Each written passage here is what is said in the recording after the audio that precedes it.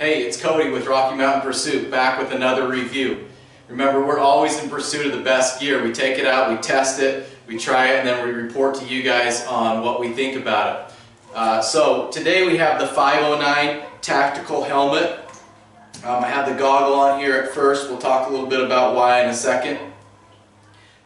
This product was sent to us for free by 509, so I want you to know that, but just know whether they send it to us for free or not, we're going to review it, we're going to tell you exactly what we think about it. Generally 509 has good products, but if they have a product that doesn't live up to what we do with it in the backcountry, we'll let you know that.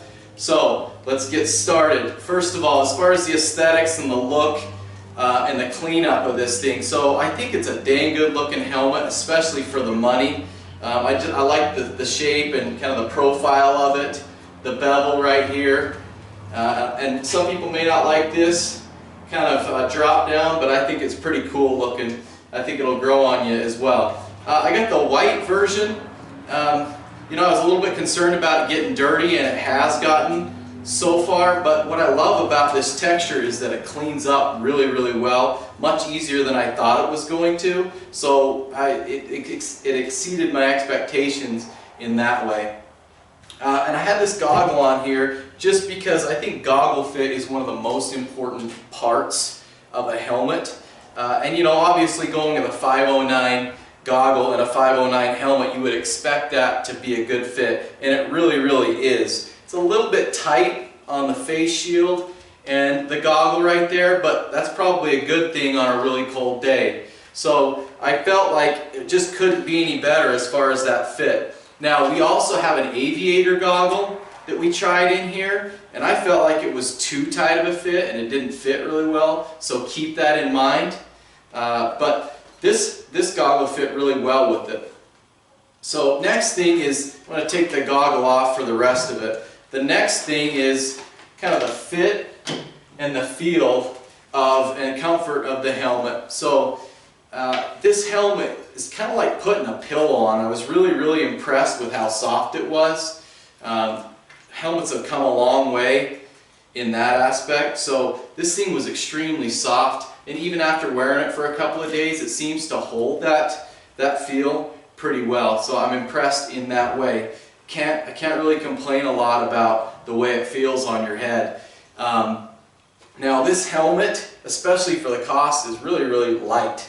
And I noticed that was the first thing I noticed when I put it on and started to ride, is that it was lighter than what I was used to. And it also, I'm not exactly sure how they do this, but I think something to do with this profile. You just have a lot more room to move your head, which is really enabling when you're in the backcountry trying to hit another line or do something different. You just need to be able to move, and so I really, really like that. I think you will too. Some of the features about this helmet, so obviously this face guard's pretty cool. It can slide up, as you see right there. You can also slide it down, and as you slide it down, it kind of pops out the bottom of the helmet right there, so it's still helping to keep some of the snow and cold air from right there. Now, one of the days that I was riding, it got pretty warm, and I didn't want it in there anymore. And it's really easy. You just pull this piece back. You can just pop this face shield right out with two buttons. And I actually just put that in the front compartment of my sled and continue. That pops right back in. The buttons are really easy to use, obviously. You see, I didn't have to even look in there and align them. They just popped right into place. So I really like the face shield, how easy it is to put in and take off.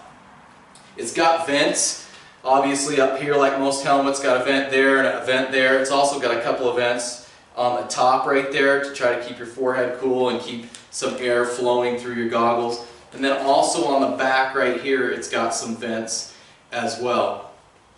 Another thing that's really important about a helmet that you'll notice with some of the cheaper helmets aren't as good is this visor adjustment.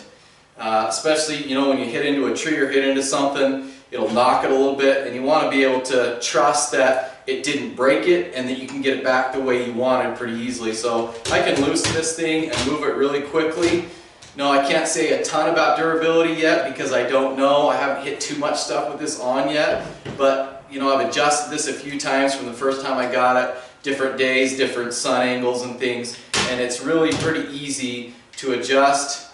This little nut feels pretty durable. Like I said, I can't say a ton yet, but it seems to be pretty durable, easy to adjust. So there's just not a lot bad I can say about this helmet. Really pretty impressed with it, especially for the cost. I don't think you can go wrong. If I were to do it again, I might consider getting maybe the stealth color or a different color, but regardless, I'm really pretty impressed with this helmet. Hey, tell us what you think about the 509 tactical helmet. We'd love to hear about your experiences to add to ours. Go to www.rockymountainpursuit.com and tell us what you think. You'll find this review along with some other reviews and a bunch of other information about the backcountry riding that we do.